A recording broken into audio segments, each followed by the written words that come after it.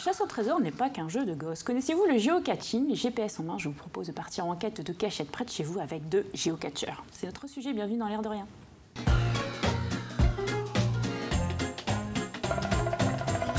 Bonjour Gilbert. Bonjour. Bienvenue cette semaine. Merci. Vous allez bien?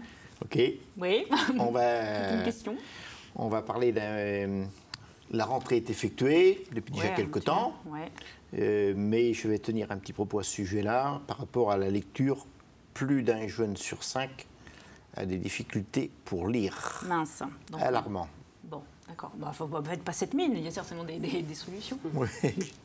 On va s'intéresser aux jeunes et aux moins jeunes avec vous, Isabelle et Philippe Le Boucher. Bienvenue. Alors, je disais en introduction, vous êtes des géocacheurs. Oui. Bon. Vous habitez Comquier. Oui.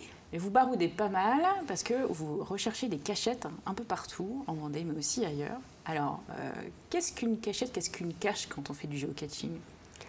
Alors, une cache, c'est un petit contenant. Comme il y a... Alors là, il y en a... On voit, il y a aucune cache là qu'on a ne se ressemble. Il y a la petite statuette là. Oui, oui. Ça, c'est des caches autres, comme on appelle. C'est des petits objets. Ouais. Nous, c'est spécialement ce qu'on pose, nous, sur nos caches à nous, ça. Après, le reste des caches, c'est ce qu'on peut trouver un petit peu partout dans le monde. Ces caches, qu'est-ce qu'il y a dedans? Puis on va regarder un petit peu plus. Dedans, le principe. Dedans, il y a des petits jouets. Ouais. Par contre, quand on prend un objet, on l'échange. Donc en fait, on va chercher ces caches. Voilà. Qu'on remonte le fil. Donc voilà. vous cherchez en fait des caches qui peuvent avoir des formes très très différentes. Voilà. Et dans ces caches, donc il y a des petits objets qu'on s'échange. Voilà, que les enfants, c'est surtout les enfants. Les enfants généralement ont un petit sac avec des petits objets qu'ils ont gardés à l'avance. Et quand ils ont un petit objet qui les intéresse, ils prennent, mais ils en remettent un autre. On en remet un autre. Systématiquement. Toujours. Automatiquement, oui. Quand on prend, on remet. C'est le principe. Quand on part, ça suppose de s'équiper. Oui, voilà. On met des petits trucs. Hein, voilà. Voilà. Mais même nous, en tant qu'adultes, moi, je sais que je fais collection de petits objets comme ça en velours. Et moi, j'ai ma petite boîte et puis j'échange aussi. Mais il y a aussi un papier. Il y a aussi un papier. Et il y a un papier, il y a un logbook. Alors, un logbook. Et sur ce papier, qu'est-ce qu'il y a dedans? Voilà. Alors, il y a les gens qui passent, en fait, ils marquent leur nom de team dessus. C'est la preuve comme quoi ils sont passés sur nos boîtes et après ils déclarent sur Internet que nous on reçoit le mail chez nous. Voilà. Donc votre passion c'est de chercher ces petites boîtes. Alors on va l'expliquer, il y en a qui sont très compliquées à trouver, on va dire un peu comment on explique. Quand vous avez trouvé la cache, vous prenez le petit objet, vous appelez ça ailleurs un notebook. Ça, c'est le papier. Voilà. Et le petit objet, vous dites un cadeau? Un petit cadeau. Vous en remettez un autre et vous mettez votre nom pour dire je suis passé. Avec la date du jour. Donc en fait, le géocaching, on cherche des caches. Des caches. C'est le principe. Voilà. C'est le principe. C'est le principe. Après, nous, on a des caches sous toute forme, sur toute difficulté, sur tout terrain. Ça peut monter donc sur la page de la cache qui détaille la cache. Il y a le terrain et la difficulté. Donc c'est représenté par 5 étoiles. Alors, quand vous dites la page, c'est-à-dire que pour connaître les caches, si on veut se lancer dans le géocaching, il faut aller sur un site internet. Sur geocaching.com pour commencer. Créer un s'identifier, créer une team, et après on peut mettre une deuxième application. Une équipe, on peut s'appeler comme on veut. Nous on s'est appelé Bonnie et Clyde parce qu'on a été initié par une personne qui s'appelait Al Capone. Donc pour lui faire un petit coucou, on s'est appelé Bonnie et Clyde et puis voilà quoi, donc on a monté notre team. Donc on crée son compte sur le site, voilà. Okay, et après qu'est-ce qui se passe? Donc je m'excuse, donc tout le monde est identifié.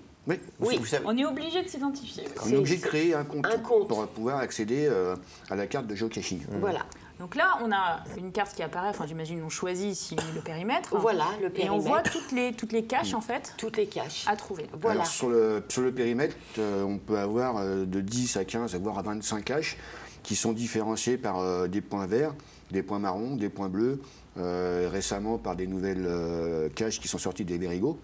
Mais alors ces couleurs, c'est le niveau de difficulté? Non, c'est le genre de cache. C'est le genre de cache qu'on peut trouver. Voilà. Avec une traditionnelle, donc elle sera verte. Donc il y a juste à aller sur le terrain et chercher la cache. Une multi, elle sera représentée par un point orange. Alors multi, ça veut dire quoi? Alors une multi, en fait, c'est vous vous rendez sur place par rapport aux coordonnées GPS qu'il y a sur la cache. Oui. Et après, sur place, vous avez plusieurs énigmes à résoudre qui vous donneront les coordonnées GPS finales pour aller trouver la cache. Ah d'accord. Et après, en mystérie, donc c'est un point bleu. La mystérie, c'est le même style que la multi, mais c'est que vous avez une énigme sur la page de la cache où il y a les coordonnées qui sont cachées dans la page ou une énigme à résoudre. D'accord, donc il peut y avoir plusieurs étapes. Voilà. Oui. D'accord. Voilà. Donc, je suis sur le site internet, je vois qu'il y a des caches qui... je suis invitée chez Gilbert dimanche. On dit, si on se faisait un géocaching dimanche après-midi, je regarde autour de chez lui et les caches, je clique sur la carte, donc là, soit j'ai des coordonnées GPS ou des énigmes, c'est ça? Oui. Mais alors, les coordonnées GPS, comment on fait? Il faut avoir un... Alors, il faut aller sur la page de la cache, que l'OVNER, donc l'OVNER, c'est le propriétaire de la cache. Oui. Il a fait une mise en page, il a mis les coordonnées GPS en haut, et donc après, sur le GPS, vous rentrez les coordonnées. C'est ça, il faut qu'il y ait un GPS de randonnée ou pas forcément. Non, un smartphone, ça suffit. Vous avez la boussole, vous appuyez sur la boussole, et la boussole vous indique la direction à prendre et la distance. On trouve tout de suite ou... Ah non, il faut chercher, sinon c'est pas drôle. Il y en a qui se trouvent vite et d'autres... Il n'y a pas de difficulté du genre 5 mètres dans un arbre. Si, là. Et là, je parlais tout à l'heure. 1 mètre sous terre, non dans des grottes, on a connu. Et à 10, 20, 30 mètres de haut. Donc, mais là, il faut un équipement spécifique. Bah oui. C'est bien, de toute façon... C'est bien précisé sur la page de la cache, comme on parlait tout à l'heure, donc le T et le D. Donc le T correspond au terrain et le D à la difficulté. Parce que c'est le terrain qui peut être un peu compliqué, et le D, c'est la cache qui, elle, est difficile à trouver. Dès l'instant que vous serez en terrain 5, donc si vous avez 5 étoiles allumées, il vous faut un équipement spécifique pour aller chercher la cache. Donc on ne commencerait pas par ça, Gilbert.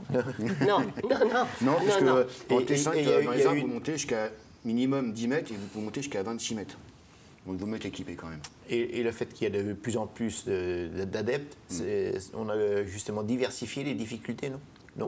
Oui, un petit peu quand même. Il y a de plus en plus... maintenant, il y a des caches aussi sur la rivière. Ah oui. En rivière. Nous, on a posé un parcours sur la rivière. On peut les trouver qu'en canoë. Alors, on va expliquer ça aussi, c'est que vous êtes arrivé à un niveau... Vous avez trouvé près de 7000 caches? 7000 caches. Bientôt. Depuis combien de temps, là, vous... 3 ans. Depuis 3 ans, Samedi. donc... Et sur un potentiel de combien? Vous savez? Ah ben, il y en a à l'infini, il y en a à travers toute la planète entière? Oui, non, mais en Vendée, par exemple. En Vendée, on commence à... C'est un peu difficile, il nous en reste encore à trouver, mais ça devient difficile. Que vous n'avez jamais, pour l'instant, pas réussi à trouver? La chance qu'on a, c'est qu'il y a beaucoup de poseurs. Il y a quelques poseurs qui posent des caches régulièrement. Donc on arrive quand même, autour de chez nous, à refaire des petits parcours pas trop loin de chez nous. Mais c'est vrai que quand on arrive à un chiffre de 7000 caches trouvées, ça commence à être un peu délicat pour voir des caches proches de chez nous, quoi. Donc on s'en va un peu plus loin de la Vendée, puis on organise nos vacances en fonction un petit peu en fonction. C'est un prétexte à des découvertes. Exactement. Ouais. Alors, quand on fait du géocaching, est-ce que l'objectif c'est la cache et du coup, est-ce qu'on passe pas un petit peu à côté de la découverte du paysage? Non, du tout. Au contraire. On profite des deux. Moi, on profite des deux, quoi. Enfin, c'est la nature, on découvre les animaux. Voilà. Des lieux insolites. Des lieux insolites. Et vous me disiez que vous avez découvert un lac en Vendée que vous ignorez, que je ne connais pas d'ailleurs. Oui, le lac du Guégoran. Qui est à côté de chez nous. 3 km de chez nous et on ne connaissait même pas. Voilà. Et c'est en cherchant une cache que vous l'avez... Oui, qu'on a découvert ça. Il y a peut-être des attitudes différentes des adeptes. Certains qui vont pour vraiment découvrir tout de suite la performance de la découverte, puis d'autres qui effectivement sont autant curieux de la nature. Oui, voilà.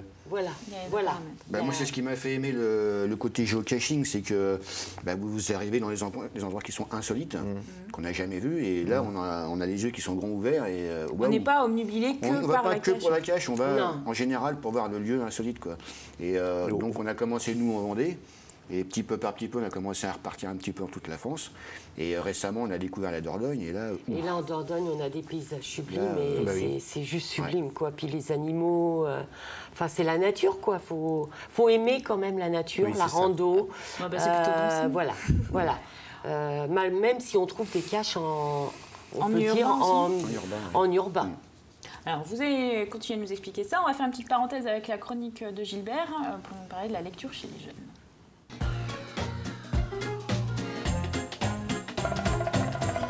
Alors, on ne lit pas assez ou les jeunes générations? On ne lit pas assez et surtout des jeunes ont des difficultés, certains jeunes ont des difficultés de lecture. Il y a une étude qui a été conduite en 2016 qui vient d'être diffusée en juin dernier. qui montrent quand même un certain nombre de difficultés chez un certain nombre de jeunes. On a fait des strates de 8 niveaux selon leur degré de facilité ou de difficulté à lire. Pour simplifier, on a constaté qu'il y a quand même 960 000 jeunes qui ont été testés.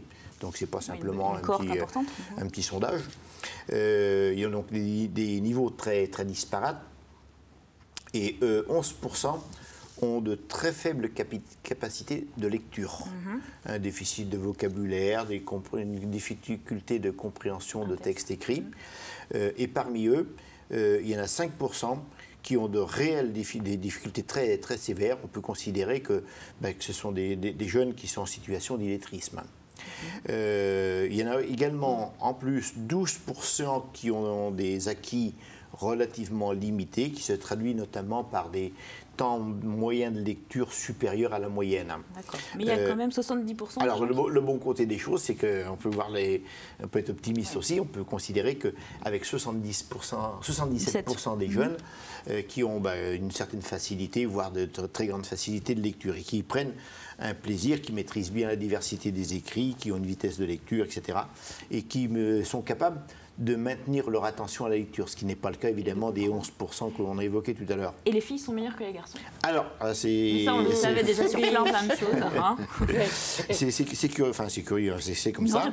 Il y a 30% de filles qui ont moins de difficultés, ou puis on pourrait dire l'inverse, 30% de garçons qui ont qui ont des difficultés à lire. Constat également, c'est que plus le niveau de formation s'élève, moins les difficultés résistent. Voilà. Et ce qui est curieux, peut-être encore plus curieux, c'est qu'il y a des fortes variations selon les régions et les départements. Simplement 2 exemples. J'ai dit le chiffre moyen de 11% tout à l'heure. Il s'élève à 18% dans la Nièvre. Il est seulement de 8% en Loire-Atlantique. Et on peut dire globalement qu'on peut couper la France en deux. Au nord d'une ligne, Bordeaux-Lyon, généralement des difficultés. Au sud, ça va beaucoup mieux. Au nord, alors on est situé dans cette zone-là, mais heureusement, la Bretagne, les Pays de la Loire et l'Île-de-France échappent justement à ces difficultés. Donc pour des raisons socio-économiques, j'imagine. Très certainement. Voilà. Qu'est-ce qu'on peut dire par rapport à la rentrée? Que le ministre veut évidemment que tous les enfants sachent lire, écrire, compter et également le respect d'autrui. Que l'orthographe, parce que c'était aussi un des points importants, on peut être satisfait. En vieillissant, ça s'améliore. Ah, d'accord. Ah oui, les jeunes savent, les adultes savent déjouer les règles. Pour un certain On ne les oublie pas en fait. Ben non, et non, ça s'améliore en vieillissant, c'est ce qui a été constaté, pour des raisons notamment professionnelles, parce qu'on craint d'être pénalisé au cours de sa carrière, on veut réussir un concours, décrocher une promotion, donc, et puis quelquefois on a simplement honte devant ses collègues ou devant ses clients. Donc ça oblige un petit peu. Hein. Et puis sur un plan personnel, si on veut faire par exemple un petit billet doux pour la Saint-Valentin, c'est un peu embêtant que ce soit cousu de faute. Hein. Ce qu'on peut dire aussi, les Français ont une bonne opinion de l'école? Ah bon? Oui, c'est surprenant parce que 75% perçoivent une baisse de la qualité de l'enseignement, mais curieusement, à l'inverse, 61% ont une bonne opinion des enseignants. C'est un peu curieux aussi parce que quelquefois ils sont un petit peu critiqués.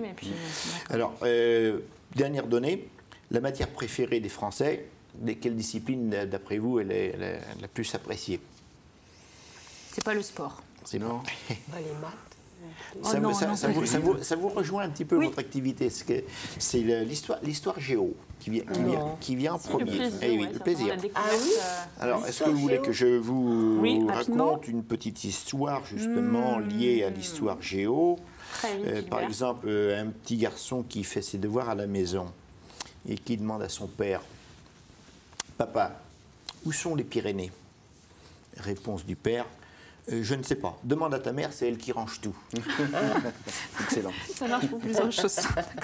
Merci Gilbert. Alors vous parliez des jeunes, des enfants. Est-ce qu'on peut faire du géocaching avec des petits, des moyens, j'allais dire, ou Bien sûr, c'est même recommandé. C'est recommandé. Donc, comme Les enfants en général, à l'époque, avant que le géocaching explose en Vendée ou partout en France, passaient leur week-end dans le canapé à regarder la télé ou jouer aux consoles de jeux. Ben là, nous, on a constaté en fait que depuis qu'on fait du géocaching, on a plusieurs amis qui font du géocaching avec des enfants 8, 9, 10 ans, voire un peu plus, qui sont super contents d'aller chercher les petites boîtes avec les jouets. Voilà, ça les motive à sortir de la maison et ça fait de l'activité physique. C'est pas de la marche à pied à proprement dit constante. C'est vrai que nous, on s'arrête à peu près tous les 200 mètres pour chercher la boîte. Donc les gamins, ils sont pas fatigués déjà, et puis ils sont contents de trouver des petits jouets qui peuvent échanger. Ça les motive. Ça les motive. C'est une motivation. Je crois qu'effectivement, en termes aussi de relations entre parents et enfants, c'est un bon moyen. C'est un échange. Ah oui. C'est un échange. Et vous êtes arrivé des petites péripéties en cherchant des caches parce qu'on imagine. Oui, ça arrive. Qu'est-ce que vous pouvez raconter? L'année dernière, oui, moi ça m'est arrivé d'être nez à nez avec une vipère. Ah oui. Alors que je cherchais parce qu'en fait, j'étais dans un fossé en train de chercher une cache qui était sur la haie un petit peu plus haut. Donc moi, mon buste était au niveau de la haie. Donc j'ai passé ma tête derrière comme ça pour chercher la cache. Et en fait, la vipère, elle était juste en dessous là. D'accord. Et Isa, elle me dit, écoute, quand tu recules, recule doucement. Je sais pas. Est-ce que vous aviez repéré? Oui, je l'avais vu. Je me recule. Et puis en fait, d'un coup, je la vois juste en face de moi, quoi. Je dis là, j'ai vraiment reculé tout doucement et j'ai vraiment eu peur, quoi. Donc on a perdu 2 fois notre voiture. Parce que pourtant, en étant des bons géocacheurs qui prenons plein, on a plein de technologies, on a deux téléphones, le GPS, mais plus de batterie sur les téléphones, plus de piles dans le GPS. Ah oui, d'accord. Et en fait, on s'est retrouvés, on ne savait plus où était notre voiture. Très bien, bravo. C'est normalement quand on arrive sur des parcours qu'on ne connaît pas dans notre région, c'est de Loire-Atlantique. Normalement, il faut qu'on fasse qu'on appelle un waypoint, un relevé de GPS là où se trouve le véhicule, pour être sûr de le retrouver, quoi. Ah, d'accord. Le seul problème qu'il y a, c'est quand on est parti ce jour-là, le téléphone était plein, le GPS était plein. Oui. Le seul problème, c'est que le parcours était tellement grand, il était conseillé de le faire en VTT. Nous, on l'a fait à pied. Et le problème, c'est que le temps qu'on fasse à pied, la batterie du GPS est déchargée, les téléphones se sont déchargés, et rien du sort, c'est qu'il nous manquait 2 caches. Qu'on a oublié de rentrer, donc on ne savait pas où aller, quoi. On a tourné pendant 1 heure, à peu près 1 heure, pour retrouver la voiture. Et ça nous est arrivé 2 fois, dont une à la tombée de la nuit. Avant la tombée de la nuit, quand même. Il y en a une, c'était limite. Tombée de la nuit, on ne savait pas où on était. On a quand même repéré une pancarte d'une grande surface. À 1 kilomètre, je dis au pire, si on ne retrouve pas, on va à la grande surface et puis on verra bien. Alors justement, pour éviter de se perdre, quelqu'un qui voudrait tester le géocaching en total néophyte, quel conseil vous donneriez? De commencer par des caches déjà toutes simples. Oui, donc sur le site, celles qui sont ciblées. Il ne faut pas aller dans la difficulté. 1,5. Jusqu'à 3, vous pouvez y aller, même en débutant, vous pouvez y aller, il n'y a pas de problème. Trouveront facilement. Mais bien souvent, le géocaching, la passion commence du bouche-oreille. C'est pas, comme là, votre émission, peut-être que les gens vont s'intéresser au géocaching parce qu'on en parle ensemble. Mais en général, le géocaching, c'est du bouche-oreille. Moi, j'en ai fait un petit peu, donc je vais initier. Voilà. Aujourd'hui, moi, je vois mon travail. Je travaille dans une entreprise, c'est qu'il y a 300 personnes dans l'entreprise que je suis. J'ai initié 3 ou 4 personnes déjà, dont 2 qui sont devenus addicts aussi au géocaching. Donc c'est pour ça que je dis, ça vient souvent de bouche à oreille. D'accord. Alors vous êtes arrivé au niveau où vous créez des caches. Oui. Nous, on a 300, bientôt plus. Non, bientôt 400. Caches posées. Que vous avez créé, que vous avez posé. Oui, tout autour de Comquier, l'île de l'Aune. Et il ressemble à quoi? Vous êtes plutôt... Alors nous, nos styles de cache, c'est ça. Nos styles de cache, c'est ça. Ça parce qu'on fait de la cache travaillée. Ça, c'est du camouflage, ça. Ça, c'est camouflage. En fait, c'est ce qui se camoufle dans la nature. Et ça, on appelle ça, donc c'est pas une cache, c'est un cercueil. Ah oui? Oui, parce que fait, ça... D'accord. Et il y a combien d'adeptes aujourd'hui en Vendée, vous le savez? Absolument pas. Il y a un Facebook des géocacheurs. Oui. Au niveau des chiffres de nombre de géocacheurs, de chercheurs qui sont sur le terrain, aujourd'hui, on ne connaît pas les chiffres. On ne connaît pas. Alors, il y a de toutes petites caches, mais vraiment des minuscules aussi, parce qu'il y en a des qui peuvent être très grosses. Alors ça, c'est... une cache. Celle-ci. On ne met pas de cadeau dedans, là? Si. Non, il n'y a pas de cadeau, mais il y a juste le papier mais il y a juste il y a quand même le petit papier, mais c'est très dur à replier. Alors ça, c'est dur à trouver. Et alors ça, c'est très dur à trouver. Au début, quand on débute... On commence pas par ça. Ça, c'est une aimantée. Elle est aimantée. C'est aimanté, hein. Oui, parce que le but, c'est comment qu'elle se perd pas. Voilà, donc elle peut être aimantée n'importe où. Bien caché. Il y a un bon... Comment le civisme fonctionne. Je veux dire, il n'y a pas de détérioration dégradation. des caches. Ça arrive. Beaucoup. Ouais. Ça arrive. En tant que propriétaire de cache, oui, on est très surpris par rapport à... C'est pas trop hors saison, c'est beaucoup pendant la saison, pendant que les touristes viennent en vacances chez nous.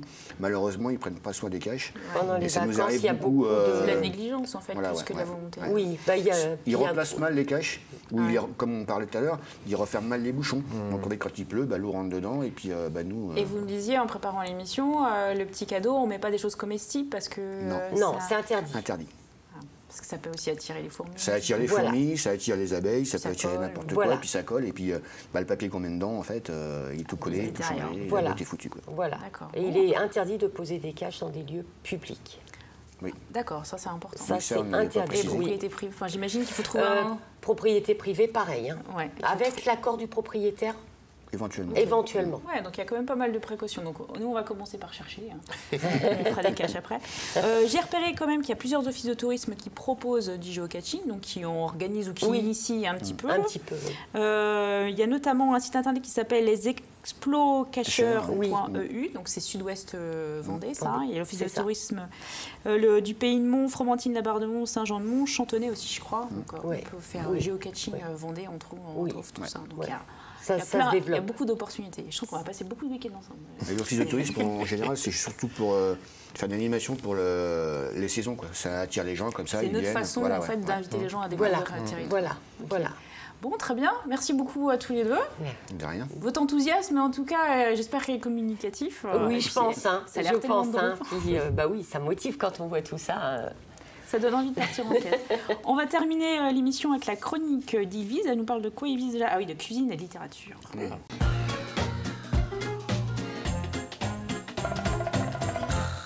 Bonjour Yvise, alors on termine l'émission avec votre chronique, donc qui associe à la fois cuisine et littérature. Oui, exactement. À votre avis, que cuisinait Franz Kafka quand il recevait ses amis ? Une soupe. Oui, exact. C'est marqué dessus. La soupe comme celle qu'a décrite Mark Crick, l'écrivain anglais, qui s'est penché sur la littérature et sur la cuisine, puisqu'il propose aujourd'hui aux éditions Baker Street une réédition d'un livre qui a été édité en 2006. D'accord, c'est magnifique. Donc il a ajouté 3 chapitres inédits. Il est sous-titré donc Une histoire complète de la littérature mondiale en 19 recettes. Et la soupe de Kafka n'est pas un livre de recettes ordinaire, car il décrit donc 19 plats à la façon des écrivains français ou bien étrangers. D'accord, donc des plats que ces auteurs aimaient Pas forcément. Ah non, il a inventé des recettes. Enfin, il a inventé des recettes, plus exactement. Il a repris des recettes classiques, il les a inventées dans le style de, par exemple, les œufs à l'estragon selon Jane Austen. Du côté de la littérature française, on retrouve le gâteau breton, façon Gustave Flaubert. Façon un petit peu Chapitrouvier de Madame Bovary, par exemple. Voilà, et les recettes de Marc, Cathy, justement. Non, je n'ai pas encore connu. Eh ben, c'est pas du flan parce qu'on peut les faire pour de bon. Voilà. Par exemple, la tarte à l'oignon de la façon Geoffrey Chaucer, donc l'auteur des Contes de Canterbury, ou bien d'autres, type justement le plum pudding de Charles Dickens. La traduction française est assurée par 17 traducteurs français, des écrivains français, comme Eliette Abécassis, qu'on connaît dans un autre genre, et qui s'est joué là qui s'est un petit peu basé sur le style Kafka, puisque lui-même écrivant en anglais dans le style de ses auteurs de prédilection. Donc c'est une traduction assez dans l'œuvre de Kafka. C'est un livre qu'on peut aussi, on peut cuisiner comme apprécier en fait le style. Et on peut apprécier le style de l'écrivain, donc façon Chateaubriand, façon Gustave Flaubert, façon La Rochefoucauld ou Marquis de Sade, si on aime. Et en plus, on peut faire les recettes, vraiment. Et juste un point sur lequel je voudrais insister, c'est la manière dont Marc Crick a aussi illustré les recettes, parce qu'en fait, les illustrations, c'est lui aussi. Il a fait des pastiches d'œuvres, qui sont, à mon avis, assez bien choisis, puisque pour la façon, pour le rosti, le texte rosti, à la façon Thomas Mann, il a pris le peintre allemand Otto Dix. D'accord. Et par exemple, pour les moules marinières version Italo Calvino, qui sont vraiment très bien, il a fait un petit pastiche d'un montage photo de la façon. Les illustrations sont travaillées aussi. C'est très travaillé. Et ce que je trouve intéressant aussi, c'est qu'il faut dire 2 petits mots sur l'auteur, qui en fait un amoureux de l'anglais, amoureux de la littérature française, qu'il a étudié quand il était jeune au lycée Condorcet à Paris. Et depuis, il a lu Cocteau, Colette, Camus, des auteurs français. Et en fait, depuis, il se passionne aussi pour les écrivains, non seulement anglophones, mais aussi français. Donc on redit, c'est les éditions Baker Street, La soupe de Kafka. Et dans le même genre, il a aussi commis La baignoire de Goethe, consacrée à la plomberie et au bricolage. Ah oui, d'accord. Et le jardin de Machiavel, où il donne des conseils de jardinier affûté. Très bien, c'est original. Et ça vaut 17 €. 17 €. Très bien, merci Yvelise. Et on termine avec la une du magazine Racine numéro de mois d'octobre, où il est question du sport au féminin avec l'équipe de rugby féminine de Vendée. Et puis, on ne l'a pas dit, mais vous étiez présent dans le numéro de Racine de septembre. Voilà, sur le site internet de Racine. Très bien, et bien bon géocaching. Oui. Bonne enquête. Merci Yvelise. Merci.